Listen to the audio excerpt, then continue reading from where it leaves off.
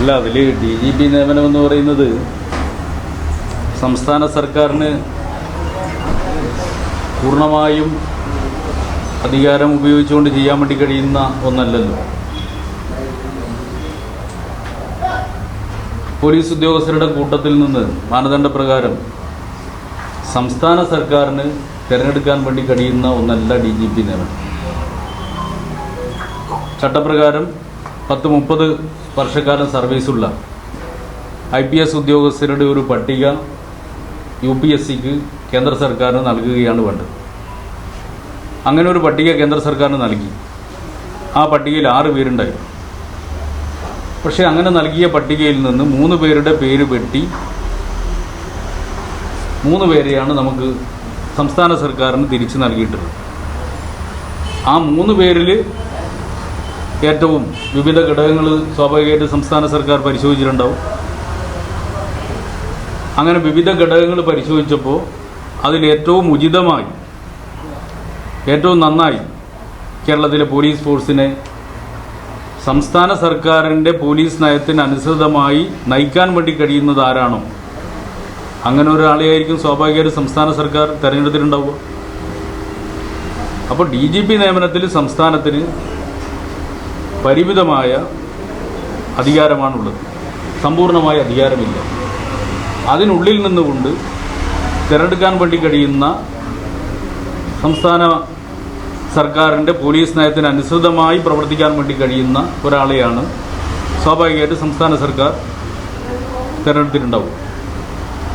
പിന്നെ ഇതിൽ പറയുന്ന കാര്യം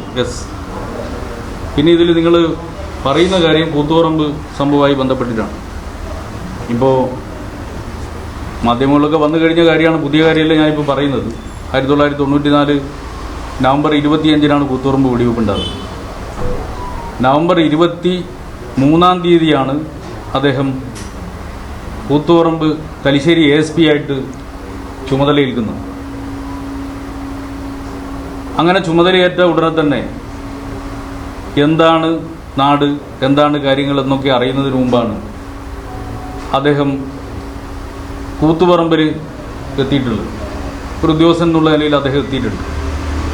സ്വാഭാവികമായിട്ടും ആ സ്ഥലത്ത് ഉണ്ടായിട്ടുള്ള വിവിധ പോലീസ് ഉദ്യോഗസ്ഥരുടെ നേരെ വിമർശനങ്ങൾ വന്നിട്ടുണ്ടാവും, അഭിപ്രായങ്ങൾ പലരും പറഞ്ഞിട്ടുണ്ടാവും. പക്ഷേ ഇത് സംബന്ധിച്ച് വിശദമായ പരിശോധന നടത്തിയത് ജസ്റ്റിസ് K. പത്മനാഭൻ നായർ കമ്മീഷനാണ്. ആ കമ്മീഷൻ്റെ റിപ്പോർട്ട് ഞാനിവിടെ വായിക്കുക. കമ്മീഷൻ എന്നുള്ള ഭാഗം ഞാൻ കോട്ട് ചെയ്യാം. കൂത്തുപറമ്പിലുണ്ടായ വെടിവെപ്പിൻ്റെ മൂലകാരണം സംഭവങ്ങൾക്ക് തുടക്കം കുറിച്ച് കണ്ണൂർ DYSP ആയിരുന്ന ശ്രീ അബ്ദുൾ ഹക്കീം ബത്തേരിയുടെ നേതൃത്വത്തിൽ നടന്ന ഒഴിവാക്കാമായിരുന്ന ലാത്തിച്ചാർജാണ് വെടിവെപ്പിലേക്ക് വഴിവെച്ചത്. എക്സിക്യൂട്ടീവ് മജിസ്ട്രേറ്റും ഡെപ്യൂട്ടി കളക്ടറുമായിരുന്ന ശ്രീ TT ആന്റണിക്ക് സ്ഥിതിഗതികൾ വിലയിരുത്തുന്നതിൽ നേരിട്ട വീഴ്ചയും വെടിവെപ്പിൽ അവസാനിപ്പിക്കുകയും വെടിവെപ്പിൽ 5 പേർ മരണപ്പെടുകയും നിരവധി പേർക്ക് പരിക്കേൽക്കുകയും ചെയ്തു എന്ന് പറഞ്ഞുകൊണ്ട് ഇതിൻ്റെ പ്രധാനപ്പെട്ട ഉത്തരവാദിയായിട്ട് ഹക്കീം ബത്തേരിയെ ഉൾപ്പെടെ കുറ്റപ്പെടുത്തിക്കൊണ്ട് അതിൽ പോലീസ് വെടിവെപ്പിന് ഉത്തരവാദിയായ വ്യക്തികൾ ആരാണ്, അന്വേഷണ കമ്മീഷന്റെ ടേംസ് ഓഫ് റെഫറൻസിലെ 3-ാമത്തെ ഐറ്റം അതായിരുന്നു. അതിലിങ്ങനെയാണ് പറയുന്നത്: മുൻ സഹകരണ തുറമുഖ വകുപ്പ് മന്ത്രി ശ്രീ MV രാഘവൻ, അന്നത്തെ കണ്ണൂർ DYSP അബ്ദുൾ ഹക്കീം ബത്തേരി, മുൻ Kannur deputy collector TT Antony എന്നിവരാണ് പോലീസ് വെടിവെപ്പിന് ഉത്തരവാദികൾ എന്ന് കമ്മീഷൻ പറയുന്നു. ഇത് പത്മനാഭൻ നായർ കമ്മീഷൻ റിപ്പോർട്ടിൽ ഉള്ള ഭാഗമാണ് പറയുന്നത്. അതിൽ ശ്രീ രവത ചന്ദ്രശേഖര APSനെതിരായിട്ട് ആക്ഷേപങ്ങളുണ്ടായി. ആ ആക്ഷേപങ്ങൾ വിശദമായി പരിശോധിച്ചുകൊണ്ട് കമ്മീഷൻ എത്തിയിട്ടുള്ള നിഗമനം കൂടി ഞാനിവിടെ വായിക്കും. ASP കമ്മീഷൻ റിപ്പോർട്ടിലെ ഭാഗമാണ് ഞാൻ കോട്ട് ചെയ്യുന്നത്. എത്രമാത്രം ഉത്തരവാദിയാണെന്ന കാര്യം ഈ കമ്മീഷൻ റിപ്പോർട്ടിൽ പറയുന്നുണ്ട്. അതിൽ പറയുന്നത് ഇങ്ങനെയാണ്: ആന്ധ്രാപ്രദേശിൽ നിന്നുള്ള ഒരു ജൂനിയർ IPS ഉദ്യോഗസ്ഥനായ AR ചന്ദ്രശേഖർ 1994 നവംബർ 23 വൈകുന്നേരം ആദ്യമായി തലശ്ശേരിയിൽ വരികയും ASP ആയി ചാർജ് എടുക്കുകയും ചെയ്തു. കൂത്തുപറമ്പിൻ്റെ ഭൂമിശാസ്ത്രത്തെക്കുറിച്ചോ രാഷ്ട്രീയ കൂട്ടുകെട്ടുകളെക്കുറിച്ചോ സ്ഥിതിഗതികളെക്കുറിച്ചോ അദ്ദേഹത്തിന് ഒരു രൂപവും ഉണ്ടായിരുന്നില്ല. MV Raghavan, DYSP Abdul Hakeem Bathery, deputy collector TT Antony, ASP AR Chandrasekhar എന്നിവർ ചേർന്ന് നടത്തിയതായി ആരോപിക്കപ്പെടുന്ന ഗൂഢാലോചനയ്ക്ക് തെളിവായി രേഖകളൊന്നുമില്ല. മാത്രവുമല്ല, AR ചന്ദ്രശേഖർ ഈ സംഭവത്തിന് മുമ്പ് MV രാഘവനെ ബന്ധപ്പെടുകയോ കണ്ടതായോ പോലും പരാതിക്കാർ വാദിച്ചിട്ടില്ല. ഇദ്ദേഹത്തിന് MV രാഘവനുമായി മുൻ പരിചയമുള്ളതായി തെളിയിക്കുന്ന രേഖകളുമൊന്നുമില്ല.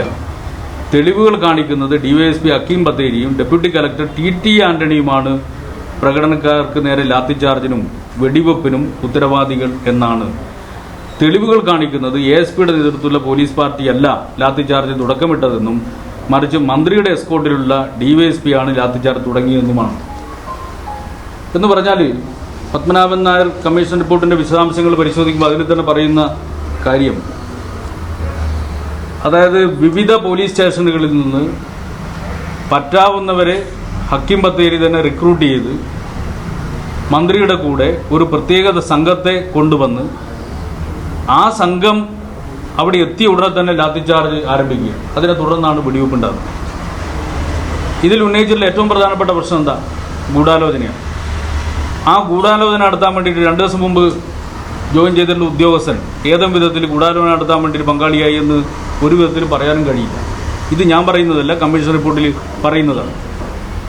കൂത്തുപറമ്പ് വെടിവെപ്പിന് ഇടയായിട്ടുള്ള സംഭവം, അല്ലെങ്കിൽ കൂത്തുപറമ്പ് ഒരു പ്രതിഷേധം നടത്താനിടയായിട്ടുള്ള പ്രകോപനം നവംബർ 20 പരിയാരം മെഡിക്കൽ കോളേജിൻ്റെ OP ടിക്കറ്റ് ഉദ്ഘാടനം ചെയ്യാൻ വേണ്ടിയിട്ട് അന്നത്തെ മന്ത്രി വന്നപ്പോൾ അതിനെതിരായ വിദ്യാർത്ഥികൾ, ഞാൻ ഉൾപ്പെടെയുള്ള വിദ്യാർത്ഥികളായിരുന്നു അന്ന് പ്രതിഷേധം നടത്തിയത്. പ്രതിഷേധം നടത്തിയപ്പോൾ ഞങ്ങൾ 10-18 പേരാണ് ഉണ്ടായിരുന്നത്.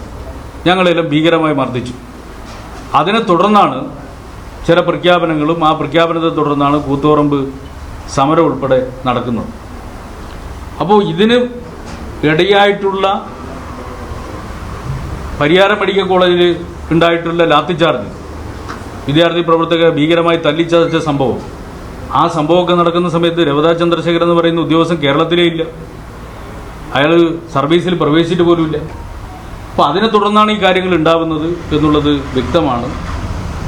പക്ഷേ ആ സ്ഥാനത്ത് സ്പോട്ടിലുണ്ടായിരുന്ന ഉദ്യോഗസ്ഥൻ, അവരെ സംബന്ധിച്ച് പല ആക്ഷേപങ്ങളും വന്നിട്ടുണ്ടാവും. ആ ആക്ഷേപങ്ങൾ പരിശോധിച്ചുകൊണ്ട് അതിലൊന്നും കഴമ്പില്ല എന്ന് ബന്ധപ്പെട്ട ഔദ്യോഗികമായി സർക്കാർ നിശ്ചയിച്ചിട്ടുള്ള പത്മനാഭൻ നായർ കമ്മീഷൻ വ്യക്തതയോടുകൂടി നിലപാട് സ്വീകരിച്ചിട്ടുണ്ട്. അതിൻ്റെ അടിസ്ഥാനത്തിലാണ് തുടർ നടപടികൾ സ്വീകരിച്ചിട്ടുള്ളത്. പിന്നെ ഒരു കാര്യം, ശ്രീ രവതാ ചന്ദ്രശേഖരൻ അതിനുശേഷം നായനാർ കേരളത്തിൻ്റെ മുഖ്യമന്ത്രിയായിരുന്ന ഘട്ടത്തിൽ പത്തനംതിട്ട SP ആയിട്ട് പ്രവർത്തിച്ചിട്ടുണ്ട്. VS കേരളത്തിൻ്റെ മുഖ്യമന്ത്രിയായിരുന്ന ഘട്ടത്തിൽ തിരുവനന്തപുരം സിറ്റി പോലീസ് കമ്മീഷണറായിട്ട് പ്രവർത്തിച്ചിട്ടുണ്ട്. പിന്നീട് അദ്ദേഹം സെൻട്രൽ ഡെപ്യൂട്ടേഷനിൽ പോവുകയാണ് ചെയ്തിട്ടുള്ളത്.